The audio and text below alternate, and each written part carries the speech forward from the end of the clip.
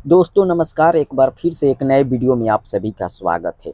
दोस्तों एक बार फिर से काजल रघवानी खेसारी लाल यादव के चाहने वालों को खुश कर दी है।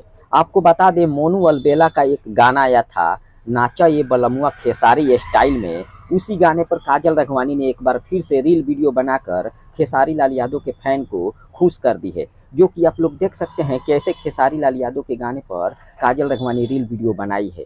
इससे पहले भी बहुत बार काजल रघवानी खेसारी लाल यादव के गाने पर रील वीडियो बना चुकी है। हालांकि कहा जाता है खेसारी लाल यादव और काजल रघवानी में विवाद चलता है, लेकिन विवाद के बावजूद भी कभी कभी काजल रघवानी खेसारी लाल यादव के चाहने वालों को खुश कर देती है वीडियो बनाकर खेसारी लाल यादव के गाने पर, या खेसारी लाल यादव के चाहने वाले के गाने पर काजल रघवानी वीडियो बनाकर कभी कभी खेसारी लाल यादव के फैन को खुश कर देती है। और इस बार भी काजल रघवानी खेसारी लाल यादव के फैन को खुश कर दी है मोनू अलबेला के गाने पर नाचो ये बलमुआ खेसारी स्टाइल में, उस गाने पर रील वीडियो बनाकर।